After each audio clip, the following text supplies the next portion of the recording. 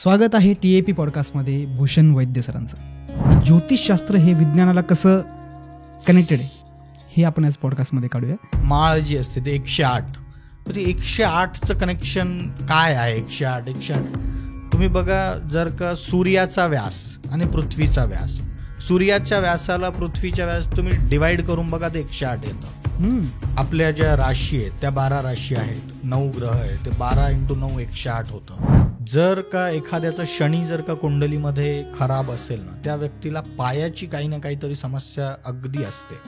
योग्य ज्योतिष तज्ञ कसं ओळखायचं? जर का मला कोणी मुकेश अंबानींची कुंडली आणून दाखवली आणि जर मला माहिती नसेल की ही मुकेश अंबानींची कुंडली आहे, मी सांगू नाही शकणार की बाबा ही कुंडली खूप जबरदस्त असेल. मी हे सांगू शकेल, यार ह्या व्यक्तीला भरपूर ग्रह सपोर्टिव्ह आहेत आणि ह्या व्यक्तीने जर मेहनत केली तर हा व्यक्ती खूप वरच्या पदापर्यंत जाईल.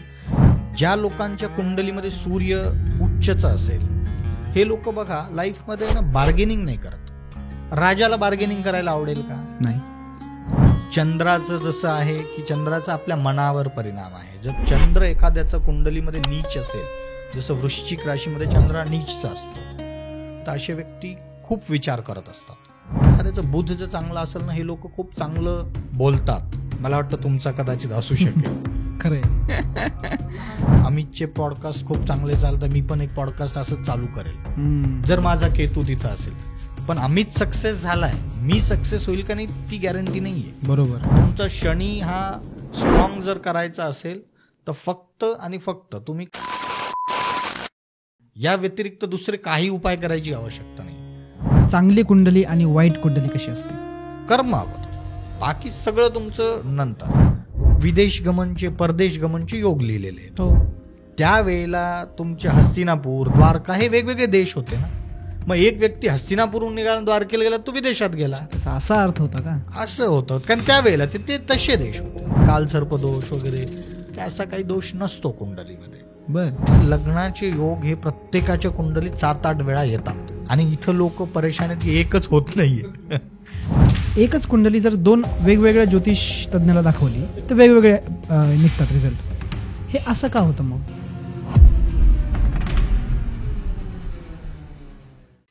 थांबा. हा पॉडकास्ट बघण्याच्या आधी माझी एक अशी विनंती असणार आहे की तुम्ही तुमची कुंडली जी आहे ती तुमच्या हाती ठेवा. कारण ह्या पॉडकास्टमध्ये आम्ही अशा पद्धतीने गप्पा मारल्या की तुम्हाला समजायला खूप सोपं होईल की कुंडलीमध्ये कुठल्या घरात कुठला ग्रह असल्यानंतर तुमच्या आयुष्यामध्ये त्याचा काय परिणाम होऊ शकतो, कुठल्या ग्रहाचा स्वभाव कसा आहे किंवा त्याने काय काय परिणाम होऊ शकतात. याने तुम्हाला तुमची लाईफ सोपी व्हायला खूप मदत होणार आहे. भूषण वैद्यजी ज्यांच्यासोबत आम्ही हा पॉडकास्ट शूट केला, प्रत्येक गोष्टीमागं काय विज्ञान आहे ह्या दृष्टीने त्यांनी ज्योतिषशास्त्र, ॲस्ट्रॉलॉजीकडे बघितलं आहे आणि त्याच्यात त्यांचा दांडगा अनुभवसुद्धा आहे. पेशाने जरी ते सिव्हिल इंजिनियर असले, परंतु त्यांचा लहानपणापासून ज्योतिषशास्त्रामध्ये रसही होता आणि अभ्यासही आहे. नॅशनल अवॉर्ड विनर आहेत, ॲस्ट्रॉलॉजीमध्ये एक्सपर्ट आहेत, त्यांचे कोर्सेससुद्धा आहेत. बोलायला गेलं तर तसं त्यांच्याकडे खूप काही आहे. 1 तासाच्या पॉडकास्टमध्ये आम्ही जेवढं काढू शकत होतो तेवढं त्यांच्याकडून काढण्याचा प्रयत्न केला आहे. आणि जाता जाता एक गोष्ट सांगतो की तुम्हाला पॉडकास्ट आवडत आहे पण तुम्ही सबस्क्राईब करत नाही.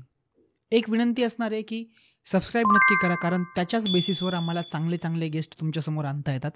तुम्ही पाहताय TAP पॉडकास्ट. मी अमित, माझे प्रश्न खास, माझी ऑडियन्स फर्स्ट क्लास. वळूया पॉडकास्टकडे.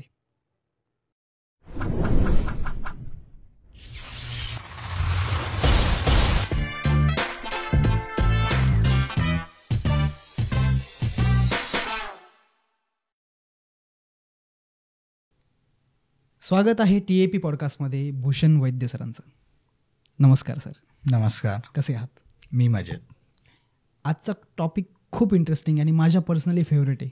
कसं ते सांगतो, कारण आपल्या ऑफ कॅमेरा ज्या गप्पा झाल्या त्यामध्ये लक्षात आलं की तुम्ही पण इंजिनियर आहात. म्हणजे माझं सरप्राईज होतं आणि मी पण इंजिनियर आहे. सो एक इंजिनियर जेव्हा इंजिनियरला बोलतो ना, तेव्हा एक क्लॅश जो होतो, मेंटल क्लॅश जो म्हणतो आपण त्याला, तो जास्त सायंटिफिक असतो. आता आपला सनातन धर्मामध्ये वास्तुशास्त्र असू द्या, ज्योतिषशास्त्र असू द्या, याच्यामागे सायन्स शोधण्याची खूप क्रेज आहे सध्या. किंवा जी नवीन जनरेशन आहे, अल्फा बीटा, जी आता नवीन जनरेशन आहे, त्यांना प्रश्न असतो की याच्यामागे काही वैज्ञानिक कारण आहे का? प्रत्येक गोष्टीमध्ये वैज्ञानिक कारण शोधायचं ते बघतायत. सो त्यांच्या फुलफिलमेंटसाठी किंवा त्यांचं समाधान व्हावं आणि ज्योतिषशास्त्र हे विज्ञानाला कसं कनेक्टेड आहे हे आपण आज पॉडकास्टमध्ये काढूया. सो तयार आहात सर? येस येस अगदी.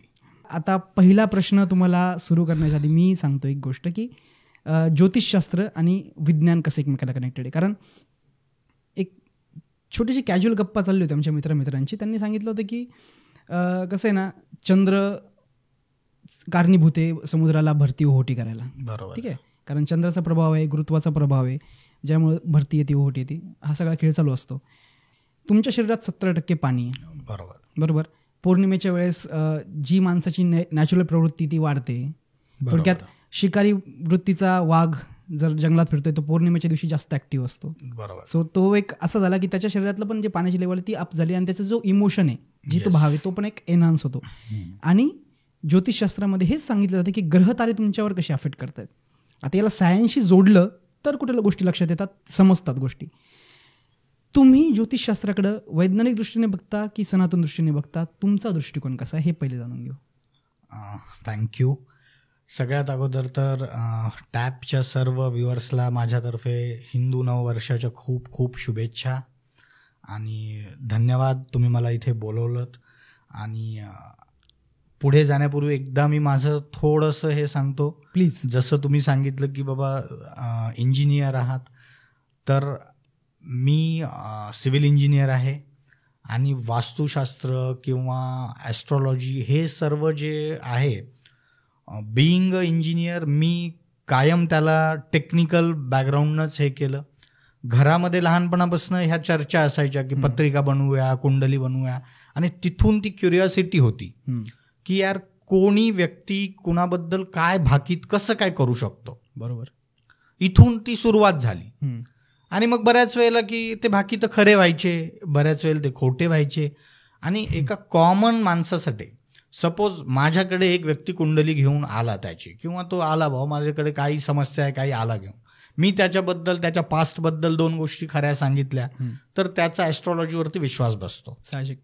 मी त्या व्यवस्थित नाही सांगू शकलो तर त्याचा ॲस्ट्रॉलॉजीवरचा विश्वास उडतो. बरोबर. आणि कॉमन माणसासाठी ते परफेक्ट आहे, कारण की त्याला एवढ्या डीपमध्ये जायचं नाही आहे. पण माझ्यासाठी एक इंजिनियर असल्यामुळे ते चॅलेंज होतं की यार कुठेतरी काहीतरी कनेक्शन तर असलं पाहिजे, की 4 पैकी 2 गोष्टी खऱ्या झाल्या म्हणून मानायचं नाही तर नाही मानायचं, हे गोष्टी पटत नव्हत्या. तिथून ती जर्नी सुरुवात झाली, तिथून ती स्टडी चालू झाली आणि मग एक एक गोष्टी उलगडत गेल्या की सायन्स कसं आहे. आता बघा तुम्ही, आपल्याला ना म्हणजे सनातन हिंदू धर्मामध्ये आपलं माळ जी असते ते 108, ते 108चं कनेक्शन काय आहे? 108 तुम्ही बघा, जर का सूर्याचा व्यास आणि पृथ्वीचा व्यास, सूर्याच्या व्यासाला पृथ्वीच्या व्यास तुम्ही डिवाइड करून बघा ते 108 येतं. एक्झॅक्ट नाही येणार, कारण त्याचं काय आहे की पृथ्वी पूर्ण गोल नाही आहे. बरोबर. ती वर्तुळाकार आहे आणि मे बी त्यावेळेचे जे मापक असतील ते वेगळे असतील, पण तुम्हाला ते 108 भेटेल ते. आता बघा, आपल्या ज्या राशी आहेत त्या 12 राशी आहेत, 9 ग्रह आहेत, ते 12 × 9 108 होतं. 27 नक्षत्र आहेत, त्या नक्षत्रामध्ये 4 चरण आहेत. बरोबर. 12 राशी आहेत, प्रत्येक राशीमध्ये 9 चरण आहेत. हे सगळं बघा 108 येतं. बरोबर. तर हे एक लॉजिक होतं की यार काहीतरी आहे, म्हणजे कुठेतरी आहे. पण हे खूप सायन्सच्या लोकांसाठी झालं की यार एकदम ज्यांनी, आणि कारण हे उलगडायला बरेच वर्ष गेली आपल्याला, आज बरेचसे वर्ष लागली हे व्हायला की हे अंतर मोजायला. हे त्या काळात, आज आपल्या पुढे चॅलेंज हे की त्या काळात काय असेल हे मोजण्यासाठी त्या लोकांनी काय मोजलं असेल. आता या व्यतिरिक्त जसं तुम्ही चंद्राचं सांगितलं, आता ज्योतिषशास्त्रानुसार चंद्राला असं मानतात की त्याचा आपल्या मनावर परिणाम आहे. बरोबर. आपले ज्या काही भावना आहेत त्या चंद्राशी लिंक आहेत. तर जसं तुम्ही सांगितलं ते चंद्राचं झालं. तसंच बघा बुधला ज्योतिषशास्त्रामध्ये एक छोटा मुलगा मानलेला आहे. बर. आता ॲस्ट्रॉनॉमीमध्ये बुध जर बघताल तर सर्वात छोटा ग्रह आहे. आणि मग बघा, हा छोटा ग्रह इकडे त्यांनी छोटा मुलगा मानलेला आहे. तर हे कुठेतरी एक लिंक होती. सूर्याला जे म्हणतात की पिताचा दर्जा दिलेला आहे, की बाबा हा म्हणजे फादर आहे. बरोबर. आता तुम्ही बघा, ॲस्ट्रॉनॉमीनी किंवा सायन्सने हे सिद्ध केलं की सूर्यापासून सगळ्या ग्रहांची उत्पत्ती झालेली आहे, म्हणजे फादरपासून ती पुढची पिढी उत्पन्न झालेली आहे. हे त्या काळी सगळ्या गोष्टी म्हणजे त्या लोकांनी गणना कशी केली असेल हे आज आपल्यापुढे सगळ्यात मोठं चॅलेंज आहे. मंगळ बघा, मंगळाचा आपल्या रक्तावर परिणाम आहे, रक्तावर त्याचा प्रभाव आहे. मंगळाचा कलर जो आहे तो तांबूस लालसर रंग आहे त्याचा. शनी, आता शनीचं बघा, शनीचा आपल्या पायांवरती परिणाम असतो. जर का एखाद्याचं शनी जर का कुंडलीमध्ये खराब असेल ना, त्या व्यक्तीला पायाची काही ना काहीतरी समस्या अगदी असते. सत्य. आणि जर का तुम्ही पाहिलं म्हणजे अंतरिक्षमध्ये जर आपण पाहिलं तर तिथे बघा ते क्रिस क्रॉस डिस्क आहेत त्या शनीच्या, म्हणजे त्याची एक्झॅक्ट पाथ निश्चित करता येत नाही इतर ग्रहांसारखी. बर. आणि त्याची एक मायथॉलॉजिकल स्टोरी पण आहे, खूप फेमस स्टोरी आहे ती. म्हणजे ज्या वेळेला रावणाची पत्नी मंदोदरी ज्या वेळेला गरोदर होती, तर रावणाला ज्योतिषशास्त्राचं खूप नॉलेज होतं. बरोबर. आणि तेवढी त्याच्यात क्षमताही होती की त्याने सगळ्या ग्रहांना आपल्या वशमध्ये आणलं होतं. त्याची इच्छा होती ऑब्व्हियस जी प्रत्येकाची असते की माझा मुलगा दीर्घायू व्हावा. त्याच्यामुळे त्याने काय केलं की सगळ्या ग्रहांना आदेश दिला की तुम्ही तुमच्या उच्च स्थितीमध्ये आता जा. सगळे ग्रह गेले. रावणाची तेवढी ताकद होती, तेवढं तो म्हणजे शूरवीरही होता. त्यावेळेला सगळे ग्रह गेले, शनी पण गेला. पण झालं काय की शनी हा न्याय देवता आहे. त्याच्या हिशोबाने रावणाचा मुलगा दीर्घायू, रावणाचे कर्म असे नव्हते की बाबा त्याचा मुलगा दीर्घायू व्हावा. म्हणून मग काय केलं की शनीने ज्या वेळेला जन्म होणार होता त्याच्या मुलाचा, त्यावेळेला त्याने आपली दृष्टी खराब केली. ओके. आणि मग ते जन्म झाल्यावरती त्या रावणाला ते कळालं की शनीने तर म्हणजे जे सांगितलं होतं ते काही केलेलं नाही. म्हणून मग त्याने काय केलं की आपल्या गदेने शनीच्या पायांवरती खूप वार केला. आणि तेव्हापासून मग शनी काय झाला की शनी लंगडा झाला. बरं. आणि त्याच्यामुळे शनीची स्पीड जी ती खूप कमी होऊन गेली. त्याच्यामुळे शनी एका राशीमध्ये 2.5 वर्ष घेतो. अच्छा. इतकी त्याची स्पीड स्लो करून टाकली. आणि म्हणून शनीचे रिझल्ट्स जे असतात ते खूप म्हणजे लॉंग टर्म मध्ये चालणारे असतात. कारण की तो पूर्ण एक आपले फिल्टर लावतो की एका व्यक्तीला मला काय द्यायचं आहे, तो त्यानुसार सगळे फिल्टर लावतो. आता शनीबद्दल बघा, लोक आपल्याला म्हणजे शनीचं नाव घेतलं ना की लोक खूप घाबरतात. बरोबर. शनीचं म्हणजे शनी म्हटलं की अगोदर भीती, बाकीचं मग तो शनी कुणाचं चांगलं करू शकतं हे लोकांना. पण शनी हा ऍक्च्युअली म्हणजे तो ना न्याय देवता आहे. न्याय करणे म्हणजे मग तुमचे काय कर्म असतील त्याचा तुम्हाला तो लेखाजोखा आहे, त्याचा रिझल्ट तो तुम्हाला देणार आहे. मी माझ्या स्टुडंट्सला नेहमी सांगतो हे की शनीबद्दलचं म्हणजे मी त्यांना एक उदाहरण नेहमी देत असतो, म्हणजे आपल्या व्ह्युअर्सला पण आवडेल ते. म्हणजे एक कंडिशन मी देत असतो त्यांना बऱ्यापैकी की एक लाईव्ह ट्रॅक आहे, रेल्वेचा एक लाईव्ह ट्रॅक आहे, एक अबंडंट ट्रॅक आहे, बंद आहे, ज्याच्यावरती रेल्वे येणार नाही आहे. आणि लाईव्ह ट्रॅकवरती जे आहे 7-8 मुलं खेळत आहेत आणि अबंडंट ट्रॅकवरती एक मुलगा खेळत आहे, बसलेला आहे, तो निवांत बसलेला आहे. हे 6-7 खेळत आहेत. आणि तुमच्या पुढे आता एक ट्रेन येणार आहे आणि तुम्ही स्टेशन मास्टर आहात. तुमच्या हातात एक बटन आहे की तुम्ही त्या लाईव्ह ट्रॅकवरनं त्या ट्रेनला अबंडंट ट्रॅकवरनं घेऊन जाता. ओके. आता सिच्युएशन आहे, तर ॲज अ स्टेशन मास्टर तुम्ही काय करताल? जास्त तर प्रत्येक जण काय म्हणतात, आम्ही बटन दाबून टाकू की बाबा इकडे एकच मुलगा आहे, तिकडे 6-7 मुलं आहेत. पण शनीच्या पर्स्पेक्टिव्हनी ज्या वेळेला आपण बघू ना, तुम्ही बघा त्या स्टेशन मास्टरवरती एन्क्वायरी लावल्या जाईल रेल्वे बोर्डाकडनं, कारण त्याने त्याचं काम व्यवस्थित नाही केलं, त्याने भावनांना जास्त महत्व दिलं.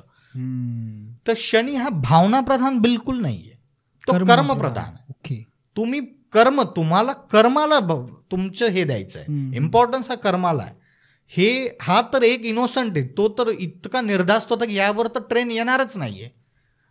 जे दोषी होते ते 6-7 होते, त्यांना कोणी सांगितलं नाही किंवा त्यांना ते माहिती नव्हतं किंवा काय असेल.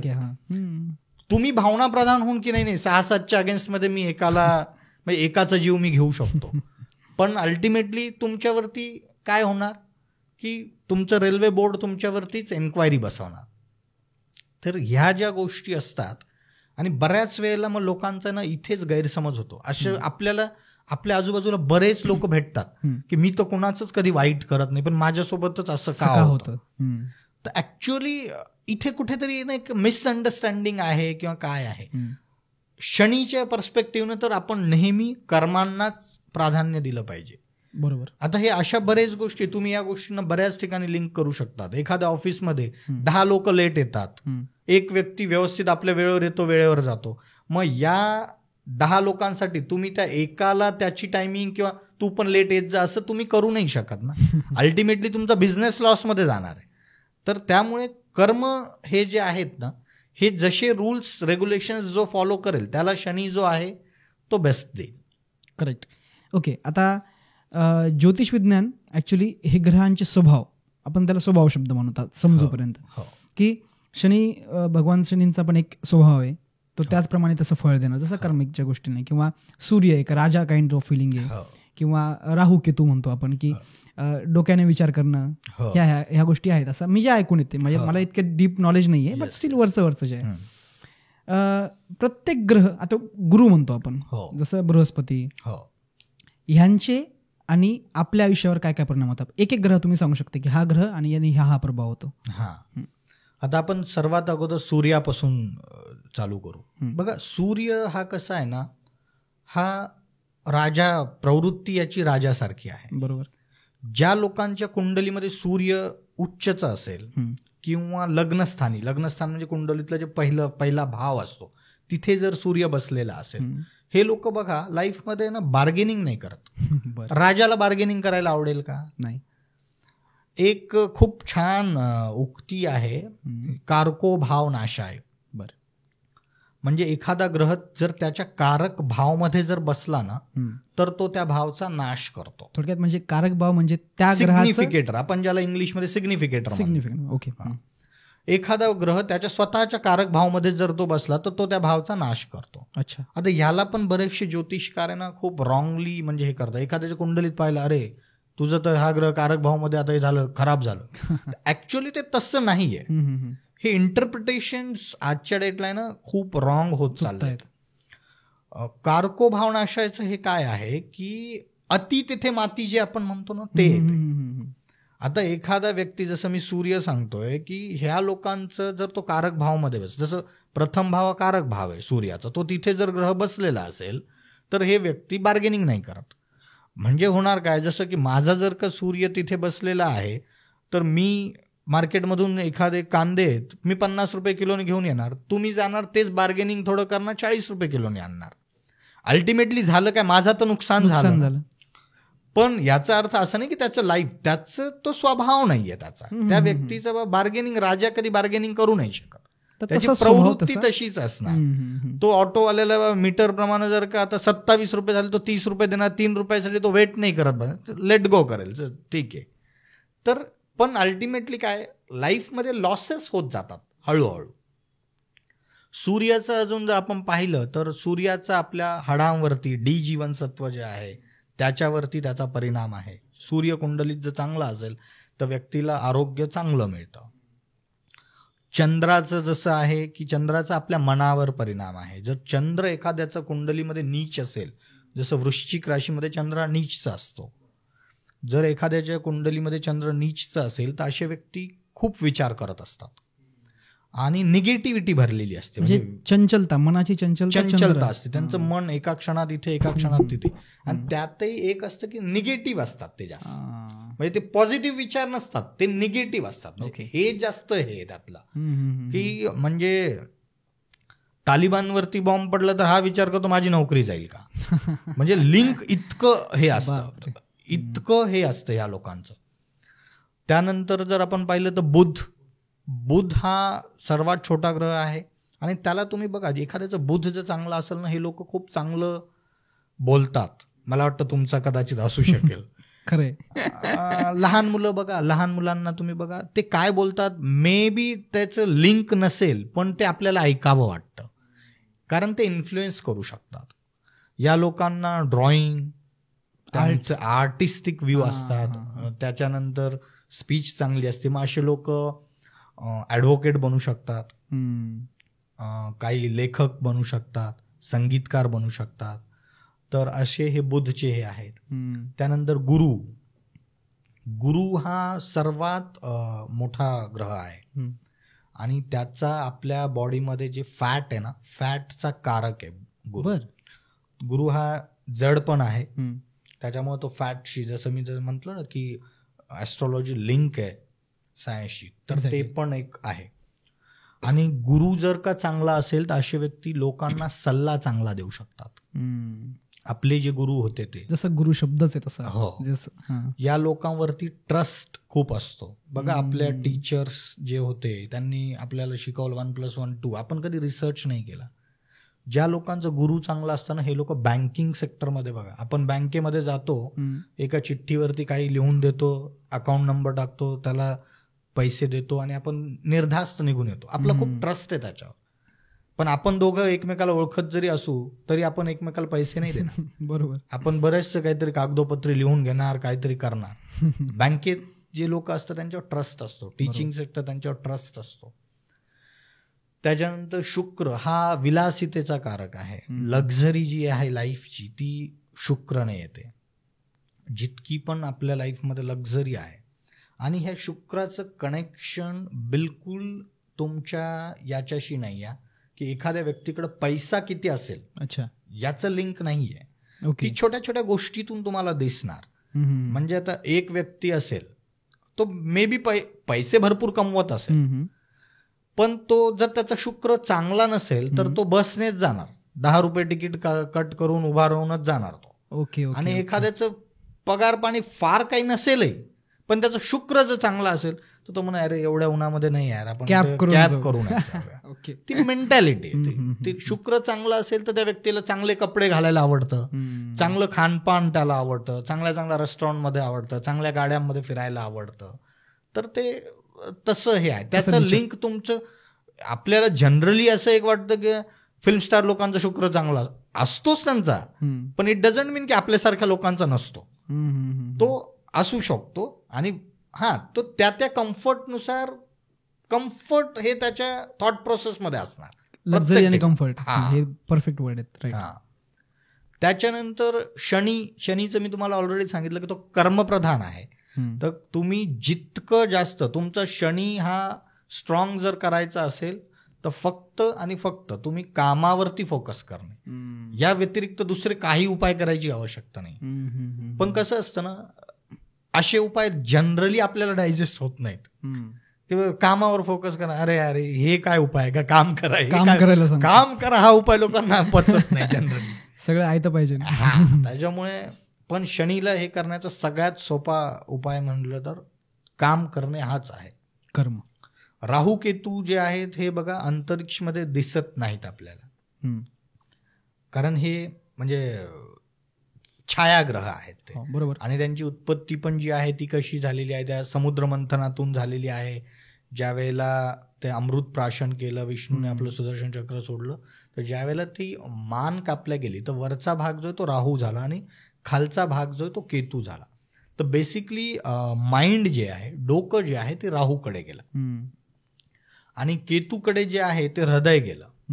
तर भावना ज्या आहे त्या केतूकडे आहे. त्याच्यामुळे केतू बऱ्याच वेळेला इल्युजन देतो. अच्छा. त्याच्यामुळे केतू जर खास करून फर्स्ट हाऊसमध्ये जर असेल, फर्स्ट हाऊस म्हणजे आपले विचार, आपलं मस्तिष्क, तर तुमचे डिसिजन रॉंग होऊ शकतात आणि ते त्या इल्युजनमुळे. म्हणजे उद्या चालून मला असं वाटू शकतं की यार अमितचे पॉडकास्ट खूप चांगले चालतं, मी पण एक पॉडकास्ट असंच चालू करेल, जर माझा केतू तिथं असेल.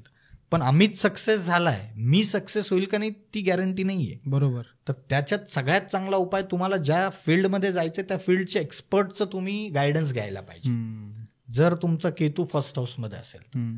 आणि राहू जो आहे, राहू ही एक्स्ट्रीम डिझायर आहे. राहू म्हणजे तो बघा, हे राहू केतू म्हणजे अमृत पिणं ही काही खराब गोष्ट नव्हती. बरोबर.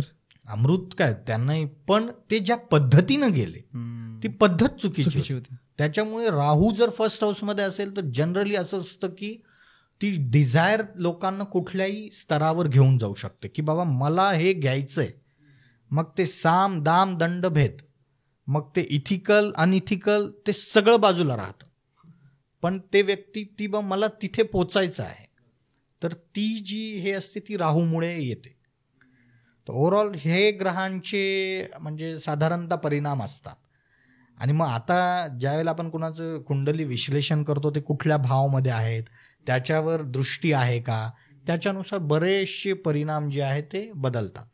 आणि या सगळ्यांच्या वरती असतं की उपाय आपण जे म्हणतो ना, जसं तर मी उपाय नेहमी असेच सांगतो की बाबा 4थ्या घरामध्ये जर राहू सध्या गोचरचं जरी चालू असेल तर तुम्ही घर घेणं सध्या टाळावं. कारण असं होऊ शकतं की तुम्हाला लालच येईल तिथे. मग आता लोक विचारतात नाही उपाय काय. उपाय बेस्ट उपाय हा आहे की जिथे कुठे तुम्हाला असं वाटेल की मी घर घेतोय, मला हे घर आवडलंय, मी एक अंदाजे किंमत ठरवतो 50 लाखाला भेटेल. ज्या वेळेला पुढचा तुम्हाला प्रपोज करतो की मला 30 लाखाला द्यायचंय, तिथे थांबून जा.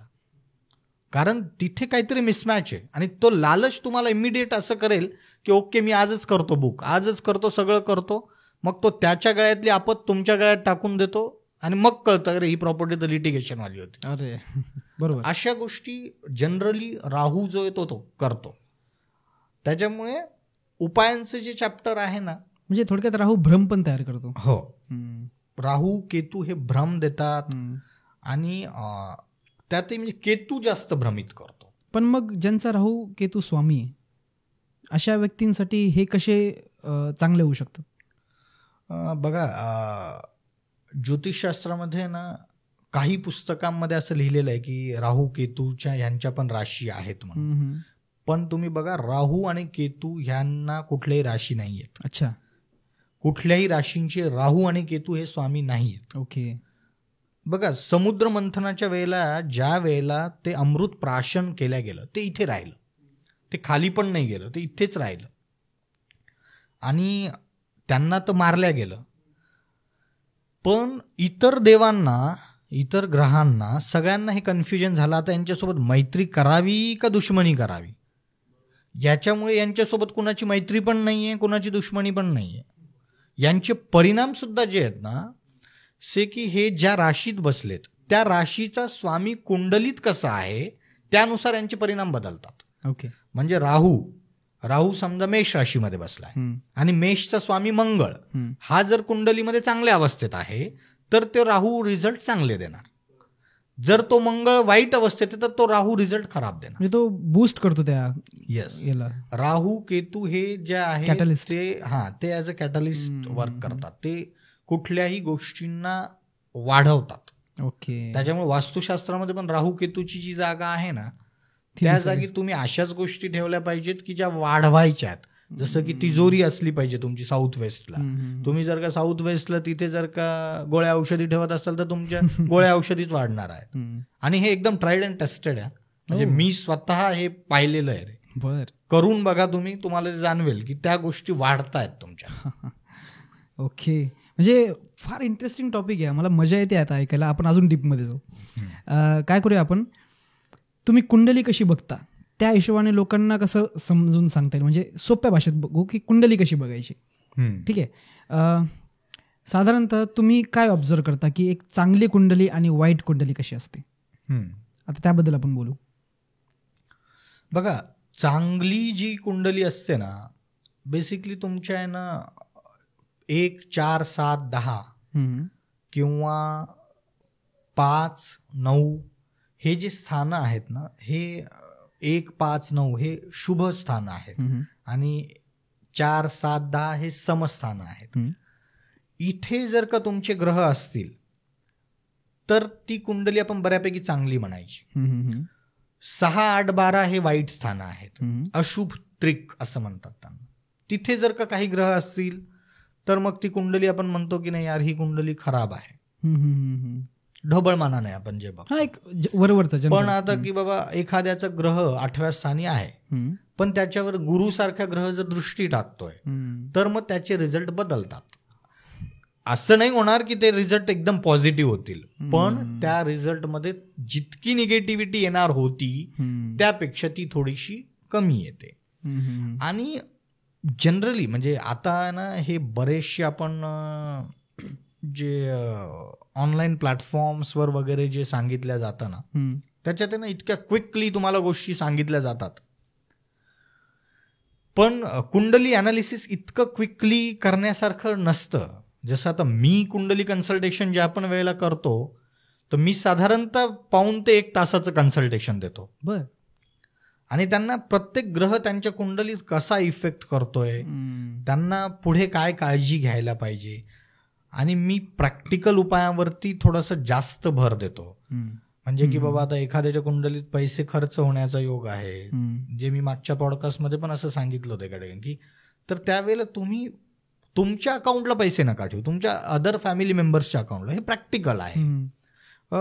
सध्या तुम्हाला घर खरेदी करण्याची योग नाहीये तर सध्या घर खरेदी करू नका. नोकरीमध्ये सध्या बदल तुम्ही करायला नाही पाहिजे. हेच उपाय आहेत. या व्यतिरिक्तचे उपाय आहेत जे की मंत्रांचे असतात. ते पण सायन्स आहे, ते पण कम्प्लिटली सायंटिफिक आहे. मंत्रांच्या बाबतीत बऱ्यापैकी वेळेस मी माझ्या स्टुडंटला पण हे सांगत असतो की आपल्याला कॉमन माणसं आपल्याला असं ना बऱ्याच वेळेला या आजीचा फोन नाही आला, या मावशीचा फोन नाही आला, असं आपण ज्या वेळेला विचार करतो ना सडनली त्यांचा फोन येतो किंवा त्यांच्याबद्दल कोणीतरी बोलताना तरी कळतं की मावशी काल तिकडे आली होती, तिकडे काल बोललो, तुझ्याबद्दल विचारत होती. हे खूप डीप सायन्स आहे. जेवढ्या पण गोष्टी अस्थिर आहेत ना त्यांना एक आपला सेन्स आहे. ग्रह पण अस्थिर आहेत, ते फिरतायत, आणि त्याच्यामुळे काय आहे ना की ह्यांना एक सेन्स आहे. मग मंत्र आपण ज्या वेळेला म्हणतो ना तर आपण त्यांना आपल्या वाईट काळामध्ये बा माझ्यासाठी तुम्ही या, हे आपण त्यांना पुकारतो सिंपल भाषेत. ओम हिम क्लीम हे काय त्यांना ते बोलवायची एक पद्धत आहे, ती फ्रिक्वेन्सी. ती त्यांच्याशी आपण कनेक्ट होतो. आणि मग त्यांची एक संख्या निर्धारित केलेली आहे. जर सूर्यासाठी 7,000, शनीसाठी, राहूसाठी, केतूसाठी 18,000, 17,000, 16,000 सगळ्या ग्रहांच्या वेगवेगळ्या संख्या लिहिलेल्या आहेत. त्या संख्येमध्ये जर आपण ते केलं तर आपली ती भावना त्या ग्रहापर्यंत पोहोचते आणि ते आपल्याला त्या आपल्या वाईट परिस्थितीतून मार्ग काढण्यासाठी पुढे येतात. तर ते पण सायन्स आहे. पण त्या अगोदर काय असतं की आपल्या लाईफमधले कामं अगोदर आपण ते जे प्रॅक्टिकल उपाय आहेत ते अगोदर करायचे, आणि त्यानंतर मग हे जे आहे अध्यात्माचे जे उपाय ते सपोर्ट म्हणून तुम्हाला ते सोबत राहणार आहे. म्हणजे तंत्र, मंत्र आणि यंत्र हे तिन्ही एक सायन्सचेच प्रकार होते. बरोबर. कारण यंत्रमध्ये आपण बघतो एक पॅटर्न्स असतात, किंवा तंत्रमध्ये आपण बघतो काही क्रिया असतात, आणि मंत्र ऑब्व्हियसली आता ते फ्रिक्वेन्सीचा खेळ झाला जो ब्रह्मांडाला आपण कनेक्ट करतो. मला म्हणजे आवडेल मला तिकडे जायला मंत्र तंत्र यंत्रावर, परंतु आपण पुन्हा ज्योतिषवर येऊ कारण त्यासाठी आपण सेपरेट एपिसोड घेऊ. पण पुन्हा आता ज्योतिषमध्ये फ्युचर तर बदलता येत नाही, परंतु एक तुम्हाला आयडिया मिळाली की बाबा काहीतरी माहीत झालं तर मी त्या दिशेने प्रयत्न तरी करू शकतो, किंवा त्याचा प्रभाव कमी करू शकतो जे काही आपत्ती येणार आहे फ्युचरमध्ये. ते जाणून घ्यायसाठी जेव्हा लोक जातात ज्योतिषशास्त्रानुसार काही लोक त्यांना उपाय देतात, परंतु त्यांना फरक पडत नाही. तर मग अशा लोकांसाठी तुम्ही काय सांगाल की ज्योतिषशास्त्र कसं काम करतं? बघा, सगळ्यात अगोदर ना म्हणजे आता माझे ना ज्योतिषशास्त्राचे कोर्सेस पण आहेत. मी माझ्या स्टुडंटला म्हणजे एनरोल करण्यापूर्वी मी हे सांगतो, जर तुम्ही माझ्याकडे येणार असाल किंवा तुम्हाला याच्यातून उपाय भेटतील तर मी त्यांना तिथेच क्लिअर करतो की उपायांसाठी तुम्ही ज्योतिषशास्त्र शिकू नका. ज्योतिषशास्त्र काय ना एक भाग्याची गणना आहे ती. मला माझं भाग्य कधी साथ देणार आहे, भाग्य जर का मी बदलू शकायला लागलो तर मग लोक देवळात नाही जाणार, माझ्याकडे येतील. बरोबर. जर का मी भाग्यच बदलायला लागलो तर मी भाग्य साथ कधी देऊ शकतं हा वेळ सांगू शकतो, योग्य वेळ सांगू, ती वेळ सांगू शकतो मी. मग भाग्याची साथ मला कळाली तर या वेळेला मला कर्म करायचे, तर ही वेळ आणि हे कर्म ज्या वेळेला एक होतील तर ते माझं भविष्य बनणार आहे. बरोबर. आता बेसिकली ह्याच्यात काय होतं की लोकांना जावं वाटतं, मग बऱ्याच वेळेला त्यांना त्यांच्याबद्दल ते उपाय काही सांगितले जातात, मग काही वेळेला त्यांच्याबद्दलची भाकीतं खोटी पण होतात, रिझल्ट मिळत नाहीत. तर ह्याच्यात ऍक्च्युअली कसं आहे माहितीये का, सगळ्यात अगोदर म्हणजे जे मी जसं सांगितलं की एक तर भाग्याची गणना आहे, भविष्याची बिलकुल नाहीये. आणि दुसरं आहे की ह्या गोष्टी किंवा हे कम्प्लीट जग जे चाललंय ना ते कसं चालतंय, सगळ्यात पहिलं आहे ते तुमचा पुरुषार्थ. पुरुषार्थ म्हणजे तुमचे कर्म, तुम्ही किती मेहनत घेत आहात. तुम्ही बघा आपल्या लाईफमध्ये किंवा आपल्या आजूबाजूला कित्येक लोक आहेत, त्यांना त्यांची जन्म वेळ माहिती नाही, जन्म डेट माहिती नाहीये.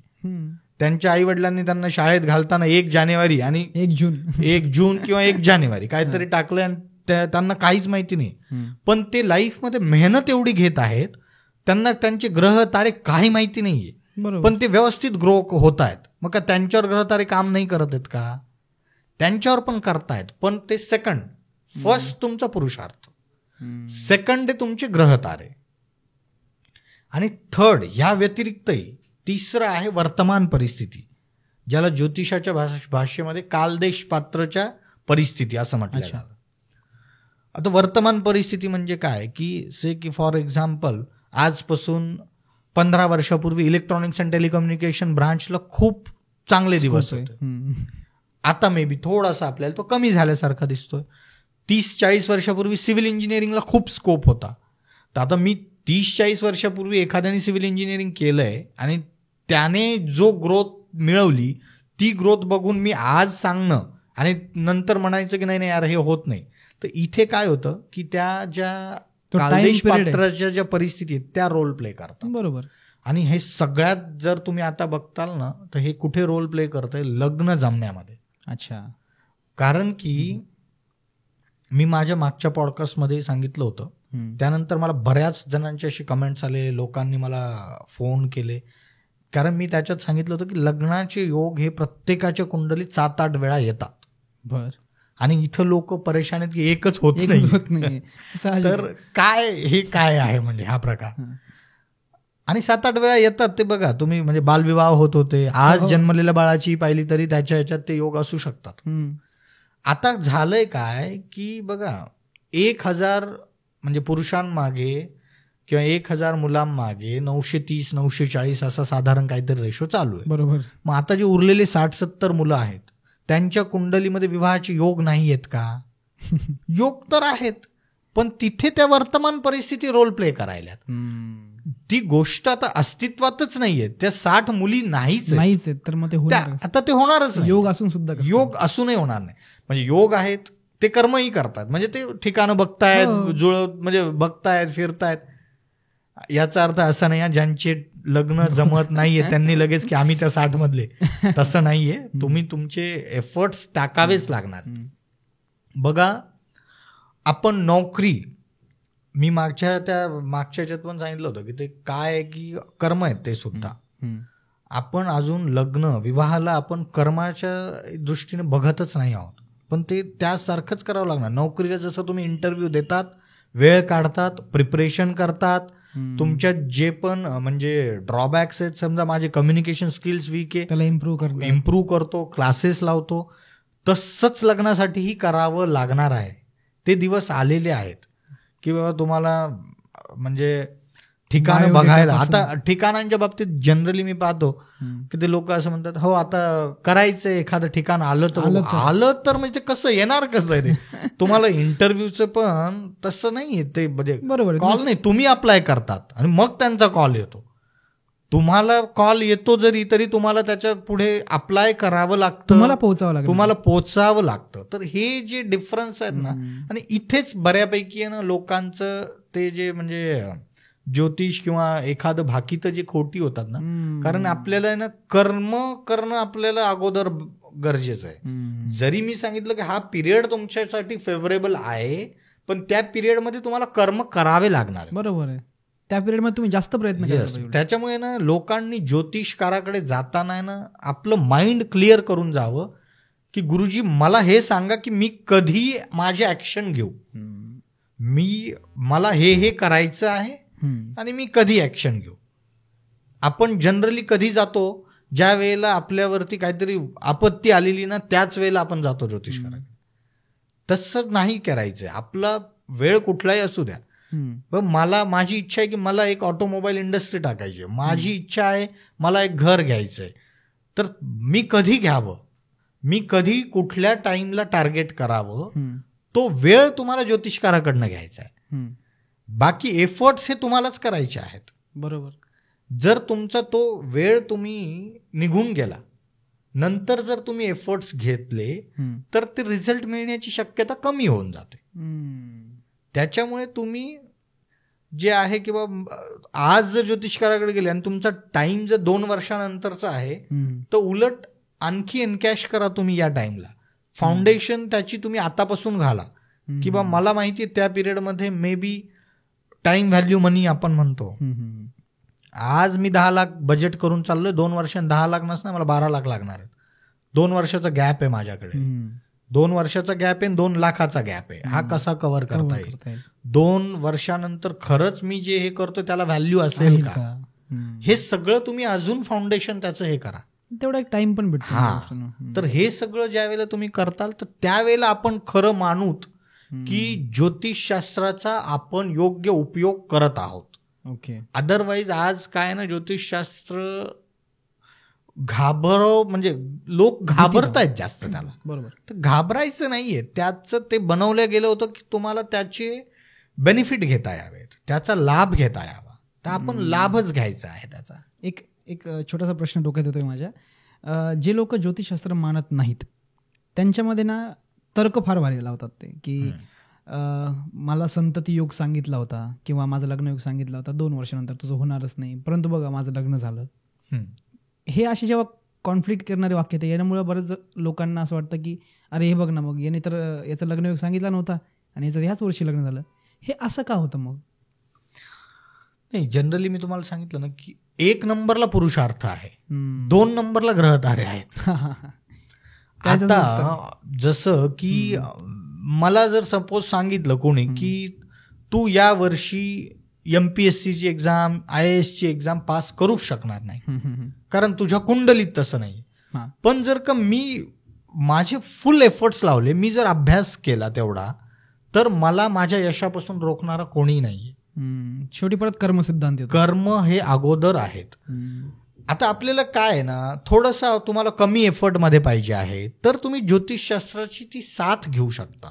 साथ हा शब्द म्हणूनच बघायला पाहिजे. बरोबर. आपल्याला बऱ्याच वेळेला काय होतं की मला वेळ माहिती नव्हता, मी खूप एफर्ट्स घेतले, ठीक आहे, पण 99 पाऊल टाकले, 100व्या पावलावर मला सक्सेस मिळणार होती, पण मला माहिती नव्हतं की 100व्या पावलावर मिळणार, तर 99ला मी स्किप केलं, गिव्हअप केलं. आणि त्याच्यानंतर तुम्ही ज्योतिषकाराकडे गेलात आणि त्याने सांगितलं की आता तुमचे योग आहे ना पुढच्या महिन्यापासून चांगले चालू होत आहेत, पण तोपर्यंत मी एवढा डिमॉरलाइज झालो आहे की माझ्यात आता ती ताकद नाही उरली की मी परत एकदा अभ्यास करू किंवा परत एकदा हे करू. बरोबर. तर ते बऱ्यापैकी वेळेला ना अशा गोष्टी होतात, बरेच कारण. पण जर मी गिव्हअप केलंच नाही तर मग माझं होऊनही जाणार आहे काम. बरोबर. त्याच्यामुळे असे मी तुम्हाला सांगितलं, बरेच लोक त्यांना आपली कुंडली ग्रह तारे काहीच माहिती नाही, ते फक्त कामावर फोकस आहे त्यांचा, फक्त काम काम काम करत जात आहेत, सक्सेस मिळत जात आहे, ते विचार पण नाही करत आहेत. आता जसं यावर्षी शनी, आता मार्च नंतर शनीचं ट्रान्झिट होणार आहे. बरोबर. बरेचसे लोक आता सध्या ते लागलेले युट्यूब वरती टाकून की शनी का क्या होने वाला है, मेरी कुंडली में क्या, हे बरंचसं काही चालू आहे. पण असे जे लोक ते बघत पण नाहीत, काय त्यांना काही घेणं देणं नाही. बरोबर. त्यांना माहिती पण नसतं आज अमावस्या आहे, पौर्णिमा आहे, एकादशी आहे, काहीच नाही माहिती आहे, पण ते कर्म जे ते करेक्ट करत आहेत, त्याच्यामुळे ते त्यांच्या लाईफमध्ये ग्रो होत आहेत. कदाचित थोडेसे अडथळे पण येत असतील, कारण येत असतील, पण ते त्याला पार्ट अँड पार्सल ऑफ दर लाईफ असं ते कर्मानीच, हा, ते त्यालाही मानतात, ते रिअलाइज करून घेतात किंवा ते त्याच्यात शिकतात त्याच्यातनं की यार हा डिसिजन माझा रॉंग राहिला, यार इथून पुढे आपल्याला हे नाही करायचंय, किंवा मी त्याच्यावर विश्वास ठेवल्यावर ते चुकीचं झालं माझं, त्याच्यातून पण ते लर्निंगच करतात. तर त्याच्यामुळे हे अगोदर कर्म अगोदर, बाकी सगळं तुमचं नंतर, बाकी तुमचं मग दुसरे जे ग्रह तारे हे सगळं आहे. त्याच्यामुळे मी ज्या वेळेला माझे कोर्सेस ज्या वेळेला मला करायचं होतं, म्हणजे तुम्हाला थोडंसं हे वाटेल, नवल वाटेल, पण 5 वर्ष मी अभ्यास केला की माझ्या कोर्सेसमध्ये मी काय कंटेंट ठेवला पाहिजे. 5 वर्ष मी अभ्यास केला त्याचा की काय असायला पाहिजे, कंटेंट काय असला पाहिजे. आणि माझं स्वतःच म्हणताल तर ती 12-15 वर्षाच्या माझ्या अभ्यासातला तो क्रक्स आहे की जो मी तो कोर्समध्ये दिलेला आहे. ओके. की आता व्यक्तीला, कारण तिथे पण कोणीतरी गिव्हअप नाही केलं पाहिजे की यार ॲस्ट्रॉलॉजी एवढं मोठं मी कुठे यार एवढं कुठे वाचू, एवढं कुठे बघू. त्याच्यामुळे तो क्रक्स मी त्यांना काढून दिलेला आहे की बाबा एवढ्या गोष्टी तुम्ही जर शिकला तर तुम्ही पण लोकांच्या कुंडल्या बघू शकता. सायंटिफिक वेने तुम्ही बघू शकता. तुमचे 5 वर्ष तुम्ही अशा पद्धतीने इन्व्हेस्ट केले की लोकांचे कित्येक वर्ष एफर्टलेसली वाचतील. आता म्हणजे मी त्या मिशनवरच आहे की बा मला आता असे साधारण 1,00,000 स्टुडंट घडवायचेत की जे तार्किक पद्धतीनं लॉजिकल सायंटिफिक वे मध्ये ऍस्ट्रॉलॉजीला पुढे घेऊन जातील. नाही, ती आवश्यकता पण खूप जास्त आहे. कारण एकच कुंडली जर 2 वेगवेगळ्या ज्योतिष तज्ञाला दाखवली तर ते वेगवेगळे निघतात रिझल्ट. असं मग असू शकतं की त्याची वाचण्याची पद्धत किंवा त्याच्या पाठीमागचा असलेला एक्सपिरियन्स तो कमी जास्त असतो. तर योग्य ज्योतिष तज्ञ कसं ओळखायचं? नाही बघा, योग्य अयोग्य ज्योतिष तज्ञ आपण कुणाच्या नॉलेजची गणना इथे आपण करू नाही शकत. पण तुम्हाला योग्य म्हणजे एक तर त्या ज्योतिषकारानं तुम्हाला घाबरवलं नाही पाहिजे अगोदर. कारण तुम्ही चांगल्या ज्योतिषचं एक गुण सांगू शकता. त्याने घाबरवायचं नाही. प्रत्येकाची कुंडली 9 ग्रह आहेत बरोबर. प्रत्येकाच्या कुंडली अशी एकाचीही कुंडली नाही की 9च्या 9 ग्रह खराब आहेत आणि अशी एकाची कुंडली नाही की 9चे 9 ग्रह चांगले आहेत. ठीक आहे. म्हणजे मी तुम्हाला अगदी मी काल आमच्या ऑफिसमध्ये माझ्या म्हणजे कलिग सोबत बोलत असताना मी त्याला सांगत होतो की जर का मला कोणी मुकेश अंबानींची कुंडली आणून दाखवली मी त्या प्रश्नावर येणार होतो आणि जर मला माहिती नसेल की ही मुकेश अंबानींची कुंडली आहे, मी सांगू नाही शकणार की बाबा ही कुंडली खूप जबरदस्त असेल. किंवा रस्त्यावर एखादा दारुडा व्यक्ती असेल त्याची आणून दाखवली आणि मी हे नाही सांगू शकाल की बाबा हा एकदमच म्हणजे गॉन केस व्यक्ती असेल, हे पण नाही सांगू शकत. कारण की मी हे सांगू शकेल यार ह्या व्यक्तीला भरपूर ग्रह सपोर्टिव्ह आहेत आणि ह्या व्यक्तीने जर मेहनत केली तर हा व्यक्ती खूप वरच्या पदापर्यंत जाईल, याला लक्झरी मिळेल, याला ऑथॉरिटी मिळेल. मी या पद्धतीनेच सांगतो की या व्यक्तीला ऑथॉरिटी मिळेल. पण मला जर माहिती नसेल तर मी नाही सांगू शकणार यार याचं तर अँटिलिया बंगला असेल, असं नाही सांगू शकत.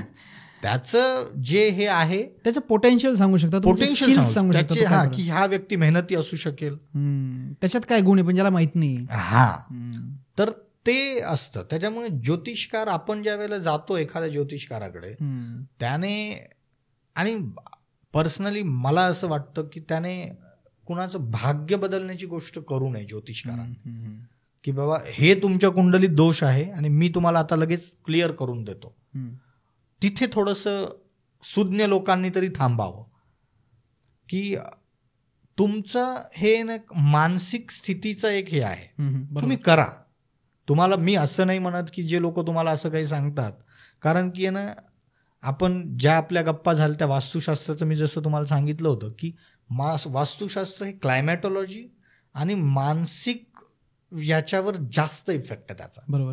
ज्या वेळेला तुम्हाला कोणीतरी सांगतं की बा साऊथचं फेसिंग आहे आणि हे खराब आहे, तिथे जर का मी तुम्हाला काही उपाय सांगितलं तर तुमचं म्हणजे मानसिक दृष्ट्या तुम्हाला हे होतं मी एक उपाय केलाय मी आता स्टेबल, आता काही होणार नाही, त्या दृष्टीनं तुम्ही करा. पण असं जर कोणी सांगितलं की बाबा हे नाही केलं तर तुमचं सुधारणारच नाही, तिथे थांबून जा. तर त्याच्यामुळे मी बऱ्याचशा लोकांना हे कालसर्पदोष वगैरे, लोक मला ते विचारतात की नाही गुरुजी आम्हाला एकांनी सांगितलं होतं कालसर्पदोष आणि मग ते साऊथमध्ये तिकडे जाऊन कुठेतरी मंदिरात पूजा करा वगैरे. तर मी त्यांनाही सांगतो तुम्ही जा करा, फॅमिली ट्रिप करा, जा फॅमिली सोबत जा, पूजा करा, दर्शन करा. त्याने काय होणार आहे की त्यांची मानसिकता पण बदलणार की आम्ही उपाय केला आहे. आणि मी त्यांना हेही सांगतो की असा काही दोष नसतो कुंडलीमध्ये. मी त्यांना काही एक्झाम्पल्स देतो की बा ह्या व्यक्तीच्या पण याच्यात कालसर्पदोष आहे, त्यांचं पण झालं. माझ्या आजूबाजू मला बऱ्याचशा कुंडली येतात, तर किंवा मग त्या व्यक्तीबद्दलही जो मला दाखवतो त्याच्याबद्दलही जरी विचारलं ना आपण की कालसर्पदोष मग तुमच्या लाईफमध्ये आतापर्यंत काय असं वाईट झालं तर ते सांगू नाही शकत. बरोबर. काहीतरी थोडेसे हिकअप्स प्रत्येकाला असतात, रोडमध्ये स्पीड ब्रेकर असतात तसे असतात. तर त्याच्यामुळे चांगला ज्योतिषकार म्हणजे कसं आहे, आणि ह्या व्यतिरिक्त काय ना बऱ्याच लोकांची एक श्रद्धाही असते की बाबा नाही आम्हाला याच गुरुजींकडे जायचं, तुम्ही जा, त्याच्याबद्दल हे नाहीये.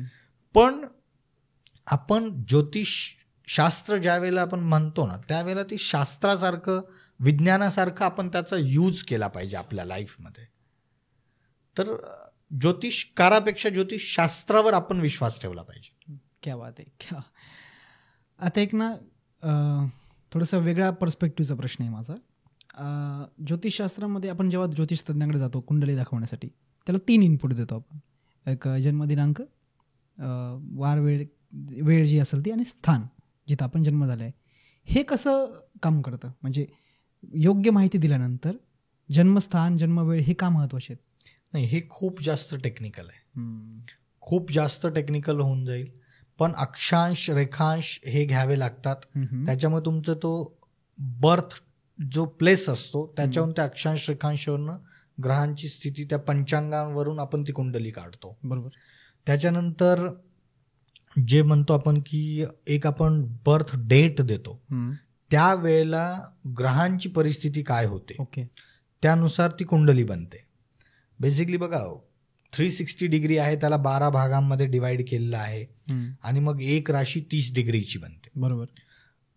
तो जो एक भाव असतो, प्रथम भाव, तिथे आपण जी राशी लिहितो ती जन्माच्या वेळेला पूर्व दिशेला जी राशी चालू असेल ती राशी आपण तिथे लिहितो. म्हणजे तो जो नंबर असतो तो, पूर्व दिशेला जी राशी, त्याला लग्न म्हणतात, लग्न रास. त्याच्यानंतर मग चंद्र ज्या राशीत बसलेला असतो त्याला चंद्र रास म्हणतात. आणि मग ग्रहांचे प्लेसमेंट त्या पंचांगातून आपण काढून ती कुंडली आपण मांडतो. आणि मग त्यानंतर मग ती लग्न कुंडली आली, चंद्र कुंडली आली, नवमांश कुंडली आली, ह्याचे चार्ट्स असतात. त्या चार्ट्सचा वापर करून त्या कुंडलीज आपल्याला बनवाव्या लागतात. तुमच्या कोर्सेसमध्ये? माझ्या कोर्सेसमध्ये आहे हे. ओके. कोर्सचं मेन पर्स्पेक्टिव्ह हे जे आहे ते म्हणजे आपलं फलित ज्योतिष आहे ते. अच्छा, ओके. पण ज्या वेळेला तुम्ही स्वतःला ॲज अ कोच किंवा मी लोकांना कोर्स देतो, तर किंवा तुम्ही स्वतःला ज्या वेळेला ज्योतिषकार मानता ना, त्यावेळेला तुम्हाला हे गणित थोडंसं माहिती असायला पाहिजे. त्याच्यामुळे कोर्समध्ये आपण तो भाग ठेवलेला आहे. आपण काही गोष्टी तिथे टाकलेल्या आहेत, ते चार्ट्स कसे वापरायचे त्या गोष्टी तिथे आपण ठेवलेल्या आहेत. त्या कोर्समध्ये तो पार्ट आहे. ओके. एक गमतीशीर प्रश्न आहे त्यातलाच.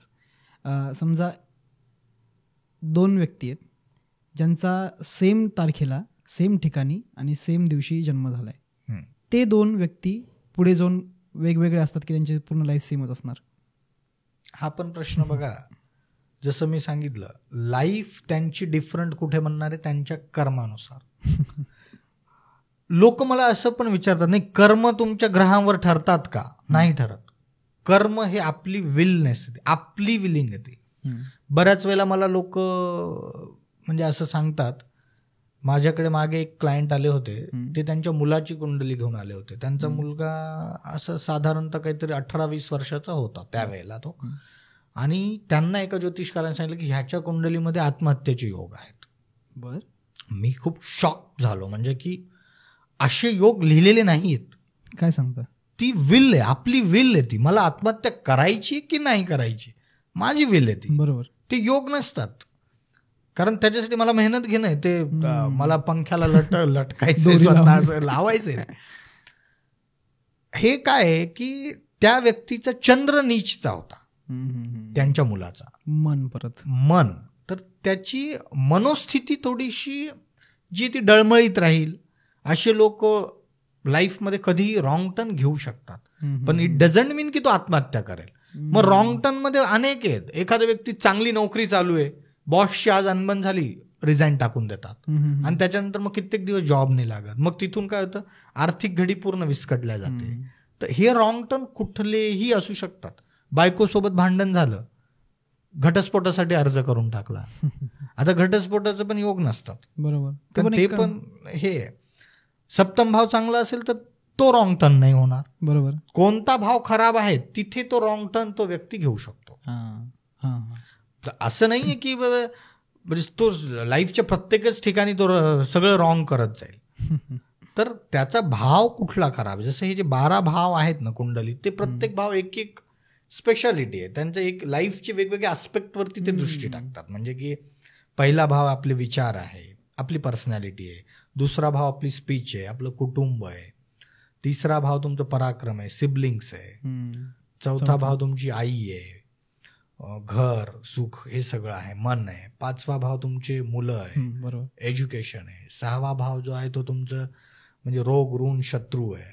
7वा भाव तुमचं लाईफ पार्टनर किंवा बिझनेस पार्टनर तो आहे. 8वा भाव जे गुप्तधन, गुप्त विद्या त्याचा आहे. 9वा भाव जो आहे तो धर्माचा किंवा भाग्याचा आहे. 10वा भाव जो आहे तो पित्याचा आहे आणि आपले कर्मस्थान आहे. 11वा भाव तुमची इच्छापूर्ती आहे. 12वा जो भाव आहे तो तुमचा विदेश गमन म्हणतात किंवा मोक्ष असं म्हणतात. तर असे आहेत. तर हे सगळं जे आहे ना, बेसिक काय आहे ना, ह्या सर्वांमध्ये ना तुमचे इंटरप्रिटेशन करेक्ट असणं गरजेचं खूप महत्त्वाचं. आणि ते जे जसं मी सांगितलं की हे कालदेश पात्राच्या वर्तमान परिस्थितींना बघून तुम्हाला करावं लागतं.